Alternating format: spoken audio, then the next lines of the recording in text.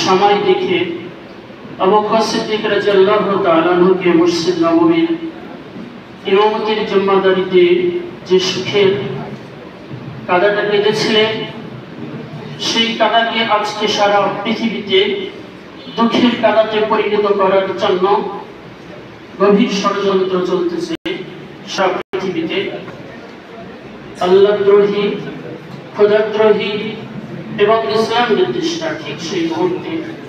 রাসূলুল্লাহ সাল্লাল্লাহু আলাইহি ওয়াসাল্লামের সেই চেতনাকে ধারণ করে আজকে মনে করি যে এক নবদিগন্তের সূচনা হতে যাচ্ছে। আজকে আমরা যে জায়গাটি আসলে বসেছি, যদি তো এই জায়গাটি আজকে প্রত্যন্ত অঞ্চল আছে আলচারা ইন্ডিকেট পল্লীতে হলেও আমি মনে করি যে সম্পর্কটা সর্বদাতুর রাসূলের সাথে